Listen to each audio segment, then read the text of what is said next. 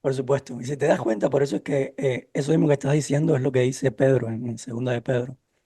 ¿Entiendes? Y por eso es que mucha gente piensa que esta carta de Pedro tiene una influencia paulina completamente extraordinaria, porque es exactamente la misma teología de Pablo en Ujú, cuanto a la ley. O sea, ¿para qué vas a seguir aferrado a una luz pequeñita cuando tienes el sol afuera y está brillándote todo a todo su esplendor? ¿Me ujú. entiendes? Quedarte en una cueva oscuro por gusto. Claro, Ahora, claro. fíjate cómo comienza Pablo toda esta ahora nueva alegoría de Sara y Agar. En el verso 21 dice, ahora, los que quieran estar bajo la ley, díganme, a ver, díganme, ¿qué han oído ustedes de la ley? Ujú, O mm. sea, es tremendo. Pablo tiene un sarcasmo para mí tremendo.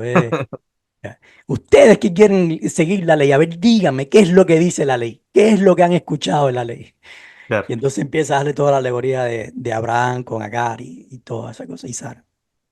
Me gustaría hacer un inciso al respecto antes de ir un poquitito más desarrollando lo de la alegoría, em, porque él mismo usa esa palabra y esto es una alegoría.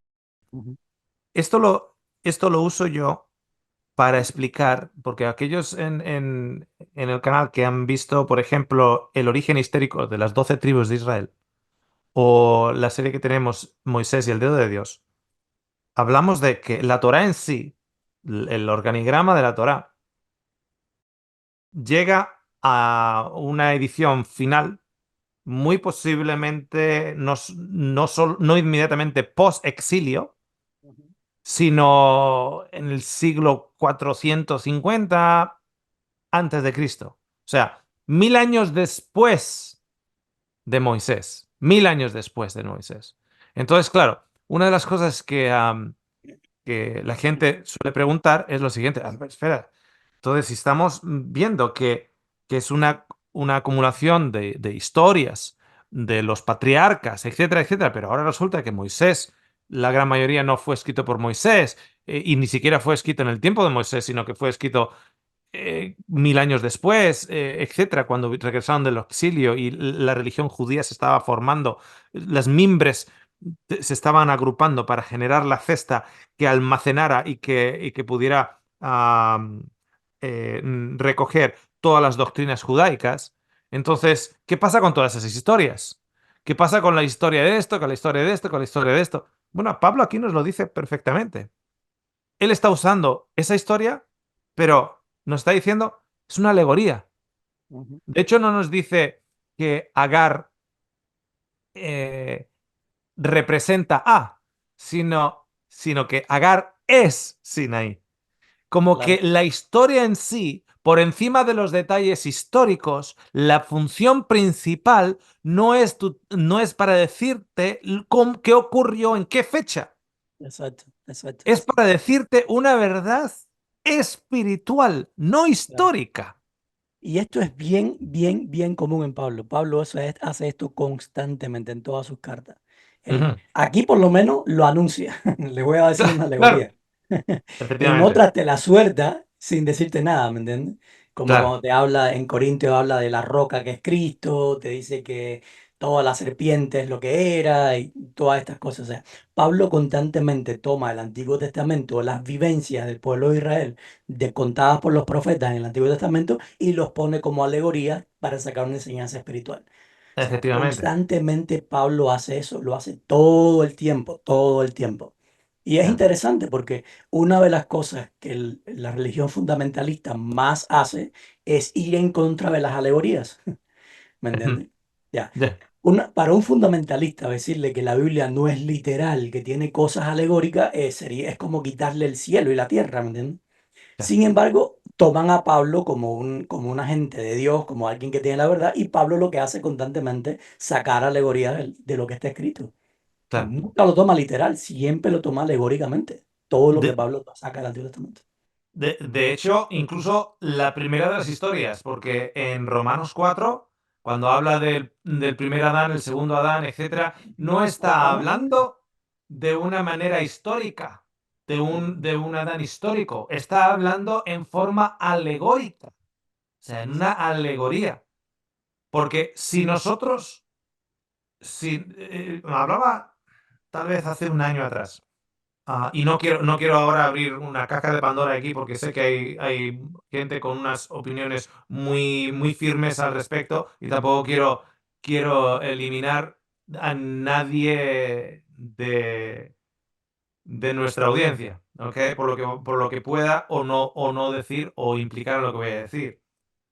Pero sin meterme en el debate de si la Tierra es un globo o si la Tierra es plana, si eres literalista, tienes que entender que la Biblia enseña una tierra plana. El Antiguo Testamento enseña la tierra plana. Y ya sé que algunos van a decir, no, pero habla del círculo de la tierra. Sí, el círculo. Aquellos que defienden la tierra plana, te ponen la tierra plana, En un pero en un círculo. círculo, pero circular. No te Exacto. dice el globo, te dice el círculo. O sea que es la única cosita que dice, no, ya decían que hablaban de la Tierra, de la Tierra como un globo. No, no dice globo, dice círculo. Si eres literalista, yo no soy literalista, pero si eres literalista, tienes que aceptar que la Biblia enseña, por lo menos en el Antiguo Testamento, porque hay más referencias a ello, que la Tierra es plana. Uno de los ejemplos más claros, hay un montón. De hecho, te das cuenta que muchos de las personas que están convencidas de que la Tierra es plana, muchísimos de ellos, son personas que estudian la Biblia, Mm, ¿ok? Que de hecho quieren estar en línea con lo que la Biblia literalmente enseña. Y, exacto. ah, y, o sea, si tú crees en el momento histórico, no alegórico, sino histórico, en el cual la batalla de Josué, el sol se paró 2 horas. Eso solo es posible si la Tierra es plana. Claro. No, Solo es incluso, posible si la Tierra es plana. y no solo en el Antiguo Testamento, en el Nuevo Testamento incluso la visión de todas estas personas, de Pablo incluso, Ujú, cuando, no me acuerdo en qué, dónde es, si es en Tesalonicenses o algo así, cuando habla de la venida de Cristo, ujú, de que dice que todo ojo lo verá, y que se va a volver como un pergamino. O sea, todo eso ujú. de evidencia es una tierra plana. O sea, tú no Claro, puedes ver todo ojo ver a Jesús viniendo de las nubes si no es una tierra plana. Es claro, imposible. claro. Ujú. Y volvemos con ello a de qué manera es la verdad progresiva.